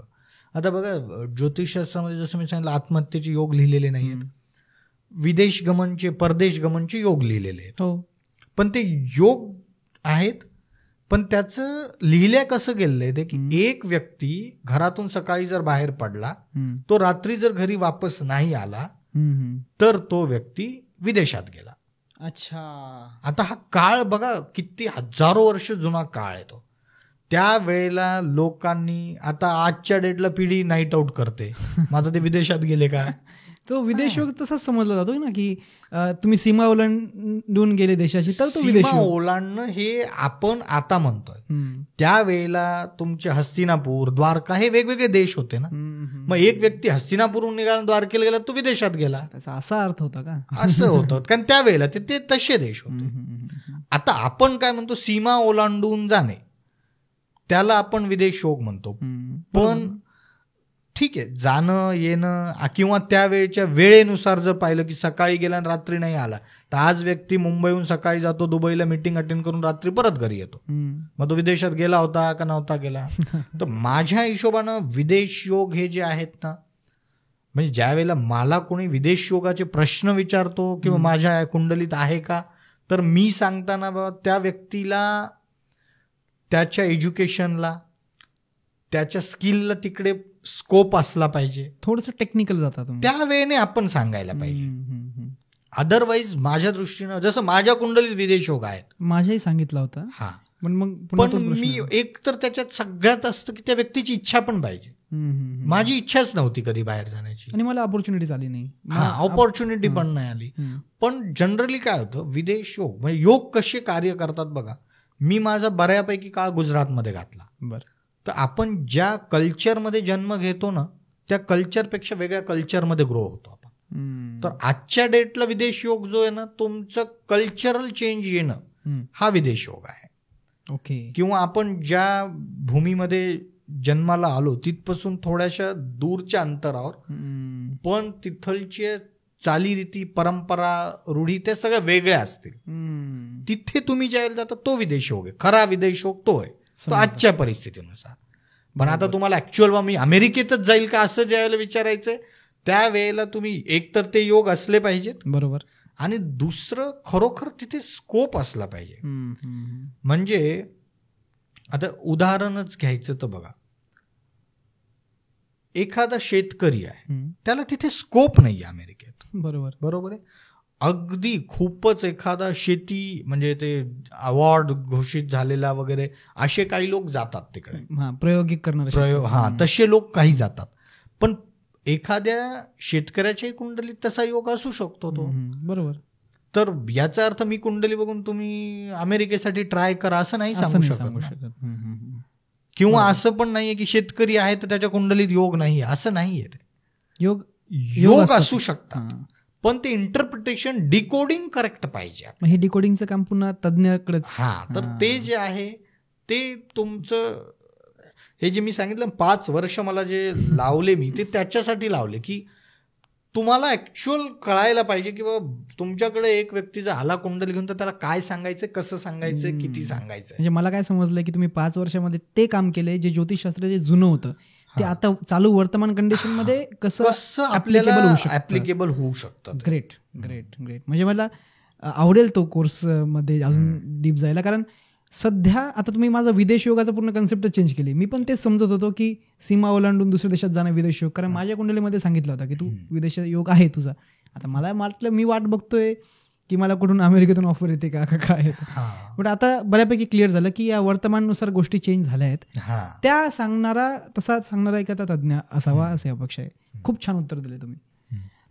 कुंडली बघून बऱ्याचशा गोष्टी सांगता येतात. जसे की माझ्या कुंडलीमध्ये सांगितलं होतं की त्यांनी मला 4-5 प्रोफेशन दिले होते की तुम्ही आधी चांगले ज्योतिषी बनू शकता, तुम्ही प्राध्यापक बनू शकता, किंवा केमिकलच्या रिलेटेड तुम्ही काहीतरी काम करू शकता, आणि डायरेक्ट सांगितलं होतं की मी साधू पण बनू शकता, म्हणजे संन्यास घेऊ शकता, असं काहीतरी सांगितलं होतं तेव्हा. तर हे असे 4 पर्स्पेक्टिव्ह सांगितले. मला प्रश्न पडायचा की हे 4ही थोडे थोडे गुण माझ्यामध्ये आहे, पण मग मी काय करायला पाहिजे हा पण प्रश्न पडला होता. पण हे सांगतात कसं हा जास्त मला प्रश्न पडायचा की ह्या ज्योतिषतज्ञांनी हे कसं ठरवलं की मी ह्या क्षेत्रामध्ये जाऊ शकतो, हे तुम्ही कसं ठरवता? बघा, ह्याच्यासाठी आहे ना, एक असते तुमची लग्न कुंडली, एक असते नवमांश कुंडली, आणि एक असते D10 दशमांश कुंडली. बरं. दशम भावने आपण करिअर बघतो. लग्न कुंडली हे तुमचं मेन व्यक्तिमत्व किंवा जे सगळ्यात जो मेन आधार आहे तो लग्न कुंडली आहे. म्हणजे लग्न कुंडली म्हणजे तो व्यक्ती तसाच आपण समजू शकतो, असं म्हणू शकतो आपण. ठीक आहे, म्हणजे सामान्य माणसासाठी सोप्या भाषेत. तर ह्या 3 कुंडली आपण बघतो, आणि या तिन्ही कुंडलीमध्ये जे जे स्ट्रॉंग ग्रह आहेत, जसं की बाबा लग्न कुंडलीमध्ये माझा सूर्य चांगला आहे, नवमांश कुंडलीमध्ये पण माझा सूर्य चांगला आहे, दशमांश कुंडलीमध्ये पण सूर्य चांगला आहे, तिन्ही ठिकाणी सूर्य चांगला आहे. मग आपण त्या व्यक्तीला सांगतो की सूर्यग्रहापासून येणारे जेवढे प्रोफेशन आहेत याच्यात हा व्यक्ती जाऊ शकतो. ओके. जसं की सूर्य बघा, सूर्याने आपण म्हणजे असं सांगू शकतो आपण की हा व्यक्ती डॉक्टर होऊ शकतो, मेडिसिन रिलेटेड काही कार्य हा व्यक्ती करू शकतो. तर सूर्य बघा, सूर्य हा सगळ्यात मोठा डिसइन्फेक्टंट आहे. डॉक्टर काय करतात, इन्फेक्शनला मारतात. सूर्याच्या किरणांमध्ये सर्वात जास्त एनर्जी, तर डिसइन्फेक्टंटचं काम जे ते सूर्याच्या याने आलं. मग त्या व्यतिरिक्त आपण अजून काय सांगू शकतो की बाबा नोकरीमध्ये पण राजा आहे, सूर्य राजा आहे. हे प्रोफेशन तुम्हाला कनेक्ट करावे लागते, डिकोडिंगच करतायत. हा, ते डिकोडिंग आहे. मग राजासारखे म्हणजे हा व्यक्ती नोकरीमध्ये पण उच्च पदावर उच्च अधिकारी होऊ शकतो की ज्याच्यासाठी लोक काम करतील. सूर्य जर चांगला असेल, मग तू यार MPSC UPSC साठी प्रयत्न करू शकतोस. एका ग्रहावरनं नाही सांगता येत, कारण त्याच्यासाठी अजून पण आहेत. पण असे प्रोफेशन मग आपल्याला त्याच्यातून घ्यावे लागतात. पण बेसिक जो आहे सूर्यापासनं जे हे आहे ते डॉक्टर, मेडिसिन रिलेटेड जे ते सूर्यापासून येतं. असंच आणखी एक प्रश्न माझ्याकडे लोक बऱ्याच वेळेला विचारतात की नाही, मी नोकरी करावी की बिझनेस करावा. खूप कॉमन, खूप म्हणजे हे बरेचसे नोकरी करताना लोकांच्या डोक्यात हे असतं की मी बिझनेस करायला पाहिजे. बिझनेसमध्ये गेल्यावर त्यांना प्रश्न पडतो की नाही यार, यात मला एवढं काही हा, याच्यामध्ये यार इन्कम फिक्स नाहीये, अर्निंग फिक्स नाहीये, नोकरीत मला व्हायचं. तर हे कसं आहे ना, बिझनेस जर तुम्हाला करायचं असेल ना, तर तुमचा बुध आणि राहू ह्या 2 ग्रह जे आहे ना हे चांगले असावेत. बुध आणि राहू. त्या ग्रहांची जी म्हणजे वृत्ती आहे ना त्याच्याशी लिंक येते. बुधला मी तुम्हाला सांगितलं की छोटा ग्रह आहे, छोटा मुलगा आहे. तुम्ही छोट्या मुलाला सांगा की यार डान्स करून दाखव, तो नाही करत. त्याला तुम्ही एक चॉकलेट दाखवा, तो लगेच डान्स करतो. तर त्याला काय देण्याबद्दल म्हणजे मोबदला त्याला माहिती असतो. बिझनेस करताना तुम्हाला हे माहिती पाहिजे की मी काय इन्व्हेस्ट करतो आणि काय रिटर्न घेणार. जसं त्या मुलाला माहिती आहे की मी इन्व्हेस्ट काय करणार आहे, 1 मिनिटाचा डान्स, ह्याच्यामध्ये रिटर्न मला एक चॉकलेट मिळणार. तर ती बुधची ते लॉजिक आहे, टेंडन्सी. हा, त्याची ती टेंडन्सी आहे. राहू कशामुळे, थोडंसं ॲम्बिग्विटी म्हणा, थोडी क्लॅरिटी न ठेवणे म्हणा. राहू दिसत नाही आपल्याला, बरोबर, तर ते क्लॅरिटी नाही ठेवत. बिझनेसमध्ये बघा तुम्ही कपड्याच्या दुकानाचं फुल गॅरंटी असा, काय गॅरंटी काय म्हणजे, पण तो जर तसं नाही बोलला तर आपण घेणार पण नाही. तर आणि ती एक एक्स्ट्रीम डिझायर ग्रो होण्याची, बिझनेसमध्ये तुम्हाला डिझायर तेवढी लागते, बरोबर, तर ते राहूकडे आहे. म्हणजे तो कुठल्याही स्तराला थोडंसं जाऊ शकतो की बा मला माझ्या बिझनेसमध्ये ग्रो होण्यासाठी मग तो गोड गोड गोड गोड बोलणार, साहब ये देखो ये है इम्पोर्टेड है, फॉरेन से लाया, इधर से लाया, हे सगळं तो तुम्हाला अलंकारिक शब्द ते सगळं लावतो तो. इम्पोर्टेड है, अभी आया हुआ है, अभी डिस्काउंट में चल रहा है, अभी ट्रेंडिंग में है, सगळं काही लावून देतो तो तुम्हाला. तर तो राहू आणि बुध जर चांगले असतील तर त्या व्यक्तीने बिझनेसमध्ये जावं. ज्या व्यक्तीचा शनी चांगला असेल त्याने नोकरीमध्ये जावं. अच्छा, नोकरी म्हणजे काय? बेसिकली नोकरीला तुम्ही ना चाकरी आहे, दुसऱ्यासाठी आपण काम करतो, आणि शनी हा कर्मप्रधान आहे, तिथे कामच, तिथे तुम्हाला कामच असणार आहे. तर शनी चांगला असेल तर व्यक्तीनं नोकरीमध्ये जावं, आणि ह्याच्यात काही वाईट किंवा चांगलं काही नाहीये, तो नोकरीत ग्रो करेल तो व्यक्ती. पूर्वीच्या काळी वर्ण तशीच होती ना, जसं तुमचं टॅलेंट आहे त्यानुसार तुम्हाला वर्ण, आणि असं त्या व्यक्तीला पण असं कधी वाटणार नाही की मी बिझनेसमध्ये जायला पाहिजे. बरोबर. बऱ्याच वेळेला असं होतं की शनी पण चांगला असतो, बुध पण चांगला असतो, मग ते लोक कन्फ्युज असतात, राईट, की मी काय करू. तर त्यांनी आपल्याला आपलं स्किल किंवा डायरेक्टली टॉस करून जावं की बाबा, कारण त्यांना दोन्हीकडे सक्सेस मिळणार आहे. मग त्यांनी से की मला बिझनेसच करायचा आहे. मग कुठला बिझनेस करायचा आहे, की बाबा मला काहीतरी मला डेअरी प्रोडक्ट्स आहे, काही कृषी आहे काय, तर त्या फील्डचे जे एक्सपर्ट आहेत थोडं रूट मॅप करावा, चॅलेंजेस काय आहेत, ऑपॉर्च्युनिटीज काय आहेत ते बघावं आणि मग डिसिजन घ्यावा, तर त्यांना तिथेही सक्सेसच मिळणार आहे. सो तुम्ही बेसिकली हे जे ग्रह आहेत कोणत्या स्थानावर आहे, मग त्याचा काय प्रभाव येऊ शकतो, जसं की तुम्ही सूर्य सांगितलं, मग तुम्ही बिझनेस मध्ये करू शकता वगैरे, ह्या गोष्टी तुम्ही करिअर डिसाईड करता. ओके, म्हणजे बऱ्याचशा गोष्टी मलाही क्लिअर होत आहेत. आय होप तुम्ही त्या तुमच्या कोर्सेसमध्ये अजून डीप मध्ये सांगितलं असेल. हो, कोर्सेसमध्ये प्रत्येक ग्रहाचं डिटेलमध्ये आहे की, आणि एका ग्रहापासून अनेक म्हणजे प्रोफेशन आहेत. जसं मी तुम्हाला सांगितलं, बुधपासनं ॲडव्होकेट, कारण स्पीच चांगली असते, रायटिंग, पोएट्री, ड्रॉइंग, हे अनेक म्हणजे हे येतात. मग बिझनेस, गणितीय आकडेमोड ही पण बुधच्या याच्यात येते. तुम्ही लहान मुलांना नसं काहीतरी टाका, ते 1, 2, 3 असं काहीतरी खेळत बसतात ते, तर त्यांना ती म्हणजे आकडेमोड ती त्यांना आवडते. शुक्र असेल तर शुक्रचं कसं आहे की त्याचं कसं आहे ना, ब्रँडेड प्रॉडक्ट, सेल्स पर्सन बघा, ते कसे तुम्ही कुठे कार घ्यायला जाते, सेल्स पर्सन कसे एकदम पर्सनॅलिटी त्यांची तुम्हाला छाप सोडतात ते पर्सनॅलिटी. एलआयसीचा विमा घेताना सुद्धा. तर हे सगळं जे असतात ते त्यांचं सेल्सची ती स्किल असते त्यांच्यामध्ये. बरोबर.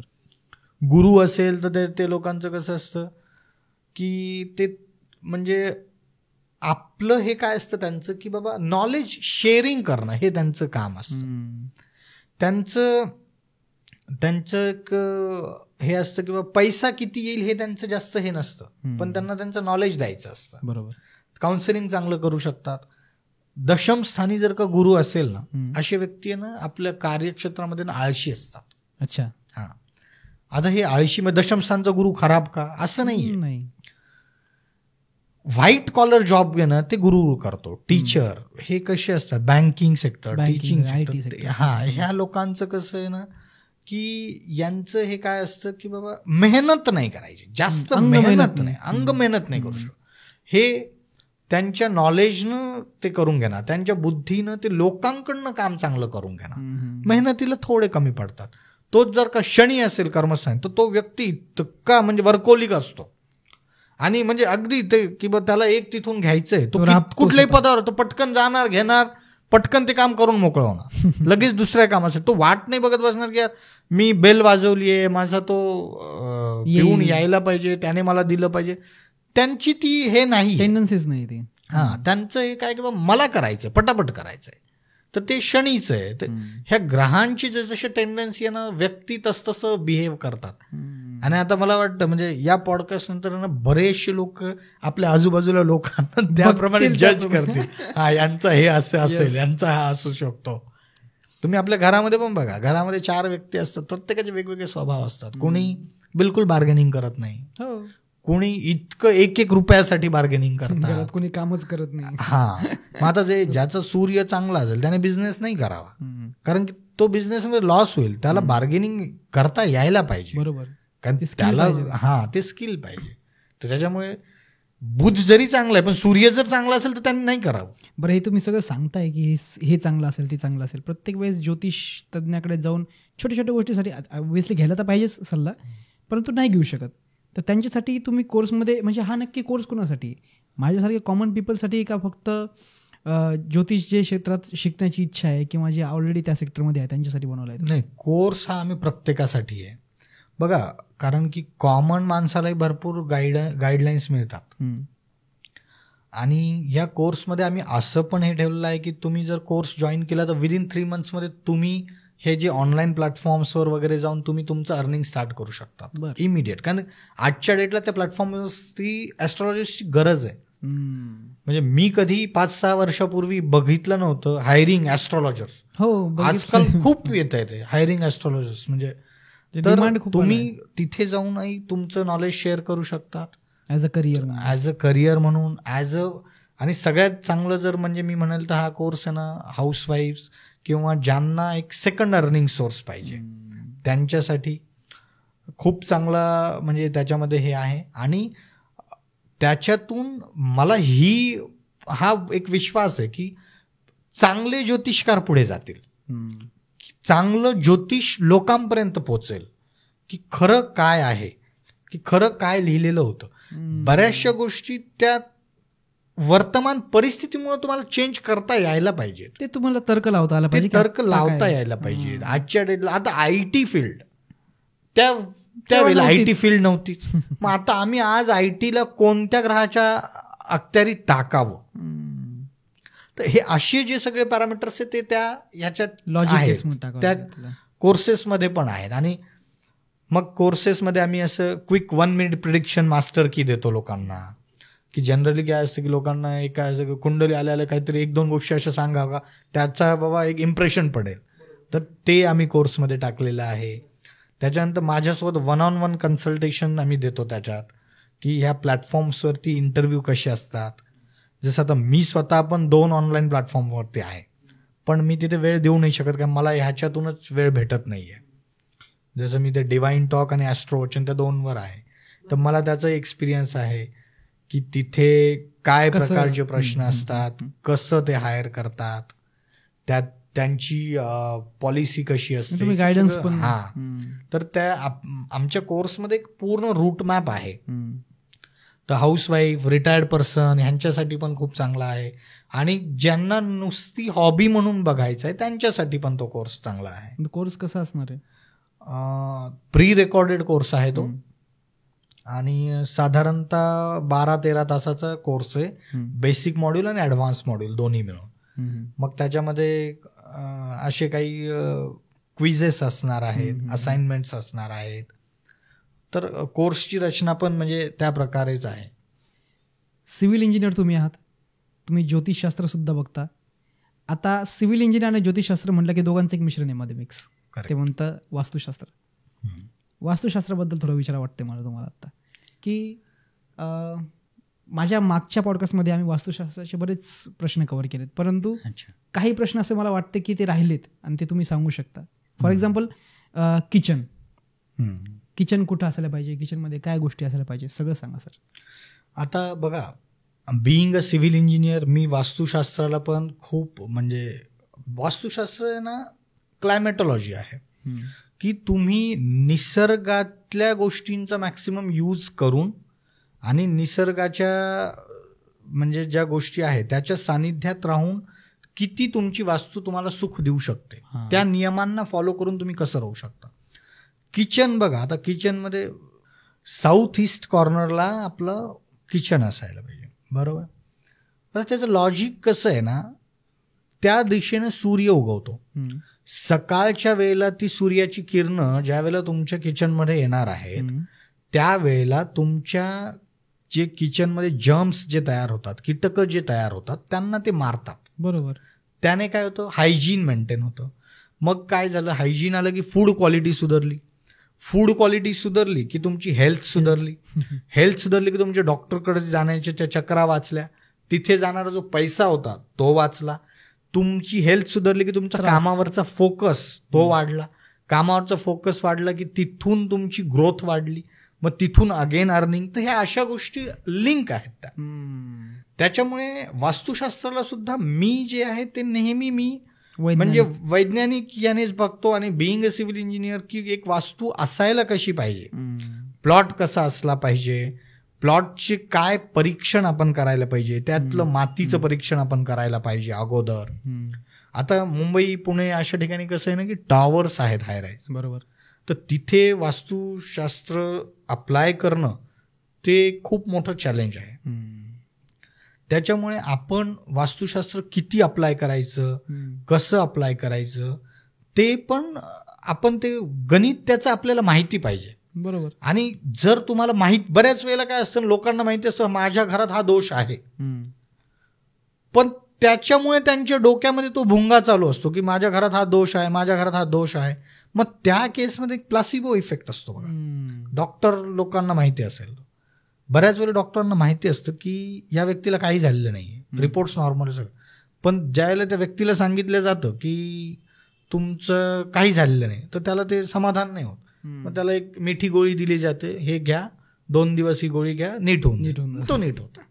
तर त्या प्रकारे सुद्धा वास्तुशास्त्रामध्ये बऱ्याच वेळेला असंही करावं लागतं. पण मी ज्याही वेळेला वास्तू व्हिजिटला जातो त्यावेळेला 2-3 गोष्टी, किचन, टॉयलेट हे मी आवर्जून बघतो. आता टॉयलेट जे ते साऊथ डायरेक्शनला असलं पाहिजे, तर ते कसं की वायव्य साईड करून जो वारा येतो तो आतलं जे काही फ्यूम वगैरे तो बाहेर घेऊन जाईल तुमचं. बरोबर. आता जर का तुम्ही ते दुसऱ्या कुठल्या डायरेक्शनला हे केलं तर ते काय की ते आतल्यात फिरत राहील तो फ्यूम. नॉर्थ साईड, नॉर्थ कडनं साऊथ कडे काय असतो, एक एनर्जीचा फ्लो आहे. आपण जर इन्फ्रारेड कॅमेरा लावून पाहिलं तर तो दिसेल सुद्धा आपल्याला. त्याच्यामुळे नॉर्थ साईडच्या ज्या काही म्हणजे भिंती आहेत किंवा तिथे ओपनिंग्स असाव्यात जास्तीत जास्त, की ती एनर्जी आत येऊ द्या. ती एनर्जी आत येईल तर मग तुम्ही त्या एनर्जीचा बेनिफिट घेऊ शकता. साऊथ साईडला मिनिमम असाव्यात तुमच्या ओपनिंग्स वगैरे. आता क्लायमॅटॉलॉजीनुसार पाहिलं तर साऊथ ज्यावेळेला सूर्य फिरतो तर जास्तीत जास्त वेळ तिकडे ऊन असतं. बरोबर. त्या साईडला, मग त्या साईडला जर ऊन असेल तर तिकडे जर ओपनिंग्स असतील तर घर जास्त गरम होईल. म्हणून मग त्या साईडच्या भिंती ज्या त्या जाड असाव्यात. त्या भिंती जर का जाड असतील तर तेवढी ती उष्णता आतमध्ये नाही येणार. तर त्यानुसार आपण त्याला सायंटिफिक वेनी पाहायला पाहिजे. आता बऱ्याच वेळेला मी इंडस्ट्री व्हिजिट करतो तर इंडस्ट्रीमध्ये पण तुम्ही त्या लोकांचा बऱ्यापैकी वेळेस ना बिझनेस काय. आता जसं मी लास्ट वेळेला माझे एक क्लायंट होते, त्यांना डेअरी प्रोडक्ट्सचा बिझनेस करायचा होता. बरं. मग त्या केसमध्ये तर मी त्यांना ते अगदी आवर्जून सांगितलं की या साईडच्या भिंती इथे झाडं पण लावा साऊथ साईडला, कारण की त्याच्यात एक वास्तुशास्त्राचा असा पण नियम आहे की नॉर्थ साईडला जे आहे ना, म्हणजे जर तुम्ही साऊथ आणि ईस्ट तो कॉर्नर आणि खालचा वेस्ट आणि नॉर्थ हा कॉर्नर जर डायगोनली जर जोडला तुम्ही तर त्याच्या खालचा भाग जो आहे ना तो भारी असावा. भारी म्हणजे ते पृथ्वी तत्व ज्याला ज्याला तुम्ही टच करू शकता. म्हणून मग तिथे फर्निचर असावं, तिथे बेड्स असावेत, तर ह्या गोष्टी तिथे असाव्यात. मग आता यांच्या मशिनरी पण तिथेच ठेवावं लागणार होत्या. पण बिईंग डेअरी प्रोडक्ट तिथे उष्णता जर जास्त आली त्यांचे प्रोडक्ट्स खराब होणार. म्हणून मग तिथे मी त्यांना आवर्जून सांगितलं की तिथे झाडं असू द्यात, त्या भिंती जाड असू द्यात, तिथे म्हणजे थंड हवा पाहिजे तिथे. तसंच आहे ती की जी साऊथ वेस्ट डायरेक्शन असते ती राहू केतूची आहे, तिथे तिजोरी असायला पाहिजे. जसं मी तुम्हाला सांगितलं की राहू केतू ते मल्टिप्लाय करताय, तर तिथे तुम्हाला आपल्या बेडरूम्स आहे त्या साऊथ वेस्ट किंवा तिथे असायला पाहिजे. कारण तिथे काय की एनर्जी कमी आहे तिथे. आता आपण बेडरूम मध्ये झोपतो तिथे एनर्जी कमीच पाहिजे. नॉर्थला जर तुम्ही बेडरूम बनवली तर तिथून एनर्जीचा फ्लो जास्त आहे, तुम्हाला शांत झोप नाही लागणार आहे. मग नॉर्थला काय कामं करायचे, तुम्हाला काही क्रिएटिव्ह करायचंय, अभ्यास करायचा आहे स्टुडंट्सला, त्यांनी तिथे बसून नॉर्थ फेसिंग बसून अभ्यास करावा, त्यांना एनर्जी मिळेल. तर ते त्यांना कन्सेप्ट म्हणजे लवकर त्यांना कळतील त्या. तेच जर का तुम्ही साऊथला जर बसून केलं तर ते कळणार नाही तुम्हाला. तर त्यानुसार आपण त्या गोष्टींचा यूज करून घ्यायला पाहिजे. त्याच्यामुळे वास्तुशास्त्र सुद्धा कम्प्लिटली प्युअरली सायन्स आहे आणि त्याचं आपल्या म्हणजे क्लायमॅटॉलॉजी आहे बेसिकली. तुम्ही नेचरचा यूज किती जास्त करू शकतात, बरोबर, तो आपल्याला करता यायला पाहिजे. यामध्ये पूजा रूम राहते, देवघर राहते, त्याबद्दल काय सांगाल? पूजा रूम बघा ईस्टला ठेवावी. पूजा रूमच्या मागे बऱ्यापैकी वेळेस सांगितलं जातं की ती क्लोज असावी, म्हणजे ती बऱ्याच वेळेला काय आहे ना, आपल्या घरामध्ये स्त्रिया वगैरे पूजा करतात, तर मागून त्यांना एक फिलिंग येतं की मागून कोणी बघतंय का, त्याच्यामुळे त्या क्लोज असाव्यात. तेवढंच लॉजिक आहे. बाकी पुस्तकांमध्ये वगैरे ना ह्या प्रत्येक गोष्टी ज्या आहे ना त्या अशा सांगितलेल्या आहेत ना घाबरवण्याचे नाही, की ते नॉर्थ ईस्टला हे असेल तर कॅन्सर होईल, तिकडे असेल तर ते होईल, पण ते घाबरवणं आहे. आता पुणे मुंबईसाठी 50-50 स्टोरीचे टावर्स आहेत, मग नॉर्थ ईस्टला जर का टॉयलेट येतं तर सर्वांना मग कॅन्सर होतो का? त्यांना नाही होत. एका कुटुंबात 5-7 व्यक्ती असतात, त्यात सर्वांना होतो का? नाही होत. तर हे असं नाहीये लॉजिकली. लॉजिकनंच आपण त्या गोष्टी घ्यायला पाहिजेत. तर टॉयलेट साऊथला असावं. बेसिक आपण ज्यावेळेला वास्तूमध्ये बघतो, किचन बघितलं पाहिजे. हॉलची जी दिशा आहे किंवा हॉल जो आहे तो नॉर्थ त्या डायरेक्शनमध्ये, नॉर्थ ईस्ट त्या डायरेक्शनला एंट्री असावी, ते थोडंसं बघायला पाहिजे. किचनची हे पाहिलीच, आणि त्यानंतर आपण टॉयलेटची दिशा बघायला पाहिजे, बेडरूम्सची दिशा बघायला पाहिजे. तर हे वास्तुशास्त्रामध्ये जे 4-5 ठोकताळे जे कॉमन व्यक्तींनी बघायला पाहिजे. आता बाकी मी ज्यावेळेला वास्तू व्हिजिटला जातो तर अनेक गोष्टी बघाव्या लागतात. ते बंद गल्ली नसायला हवी आहे, टी पॉईंट नसायला पाहिजे, त्यांचे पण मी सायंटिफिक वेनेच बघतो, कारण की त्याच्यात लोकांना घाबरवून टाकून हे नाहीये. आणि ज्यावेळेला आपण सायंटिफिक वेनी बोलतो त्यावेळेला लोकही त्यांच्या समस्या खरोखर सांगतात, हो आम्हाला ह्या समस्या येतात म्हणून. आणि मग जर त्याच्यावर तिथे रिमेडी असेल तर आपण त्यांना ती रिमेडी देऊन गो हेड करावं. अदरवाईज मग तो प्लॉट किंवा ती जागा त्यांना आपण ती म्हणजे स्किप करायला सांगावी. म्हणजे एक आधी खूप व्हायरल झाली माझी एक रील, त्यामध्ये सांगितलं होतं की शेजार कुणाचा असावा किंवा नसावा. त्यामध्ये एक छोटासा उल्लेख होता की मंदिराचा नसावा. आता लोकांना वाटतं की मंदिर तर एक पॉझिटिव्ह ठिकाण आहे किंवा मंदिरासारखे प्रार्थनास्थळ असतात दुसरे पण, तर तिथं असावं की नसावं, म्हणजे तुमच्या दृष्टीने काय योग्य आहे? बघा, म्हणजे जसं सायंटिफिक वेनी बघितलं तर तुम्ही बघा, आजच्या डेटला तर मुंबई पुणे एवढ्या मोठमोठ्या सोसायटीज होत आहेत. सोसायटीजमध्ये ते अगदी अम्युनिटीजमध्ये दाखवतात आम्ही ही मंदिरची स्पेस आहे, बरोबर आहे. मग आता वास्तूनुसार जर आम्ही तर म्हणायला पाहिजे अरे मंदिर आहे म्हणजे तुमच्या तर फ्लॅटच असेल, कोणी घ्यायलाच नाही पाहिजे, पण लोक घेतात. मंदिर, मस्जिद, गुरुद्वारा हे सगळे जे काही प्रार्थना स्थळं आहेत ना, तिथे तुम्ही जा, तुम्हाला शांत वाटेल, तुम्हाला चांगले फिलिंग येतील, चांगल्या वाईब्स येतील. आता हे का असू नये, वास्तुशास्त्रात असं सांगितलेलं आहे की याच्या आजूबाजूला घरं नसावेत. तर बघा, ज्या वेळेला सांप्रदायिक दंगे वगैरे होतात ना, त्यावेळेला सगळ्यात अगोदर हे ठिकाणं हिट होतात, हे ठिकाणं टार्गेट असतं, त्याच्यामुळे त्याला अवॉइड केलेलं आहे. त्याच्यात बाकी दुसरं काही लॉजिक नाही. अदरवाईज तुम्हाला तिथेही मन तुम्हाला प्रसन्नच वाटेल आणि चांगलंच असतं. तर त्याच्यामुळे असं काही नाही आहे. तुमचं जर घर आहे तिथे तर तो काही दोष मानून त्याची आपल्यावर निगेटिव्हिटी मानून नाही घ्यावी. ज्यांचे घरं आहेत ते लकी आहेत, ते लोक चांगलं आहे, फक्त त्यांच्यात आपसी प्रेमभाव असावा तिथे लोकांमध्ये. ओके, म्हणजे हा खूप डीप टॉपिक आहे. याला म्हणजे आपण दिवसभर जरी बसलो तरी न संपणारा विषय, कारण तुम्ही ऑलरेडी 5 वर्षाची मेहनत कोर्समध्ये टाकताय आणि मी एका तासाच्या पॉडकास्टमध्ये एवढं काढूच शकत नाही. पण गंमत अशी आहे की मला बऱ्याचशा गोष्टी क्लिअर झाल्यात की योग काय असतात किंवा कुंडली कशी, कोणता ग्रह कोणत्या गोष्टीला कारणीभूत असतो. माझी अशी इच्छा आहे की आपण पुन्हा यावं, कारण आपण एक ग्रहामध्ये काय काय डिपनेसमध्ये जाऊ शकतो त्याबद्दल आपण पॉडकास्ट करू. पण नक्कीच तुमच्या कोर्सची मी वाट बघतोय, कारण मी स्वतः त्याचा एक प्राईम मेंबर बनणार असं मला वाटतंय, कारण इंटरेस्ट खूप आहे, मला पण जाणून घ्यायची इच्छा आहे. कारण मी माझं पर्सनल गाईड जर मला स्वतःच एखाद्या प्रॉब्लेममध्ये अडकलो आणि मला पटकन बघायचं की मी काय करू शकतो, तेवढं एक बेसिक नॉलेज मला मिळून जाईल अशी एक मला होप आहे तुमच्या कोर्सकडून. बट तुर्तास थांबूया. थँक्यू सो मच, तुम्ही आमच्यासाठी एवढा वेळ दिला आणि इतका अप्रतिम नॉलेज दिलं. आशा करतो पुन्हा एकदा याल. धन्यवाद. Thank you so much.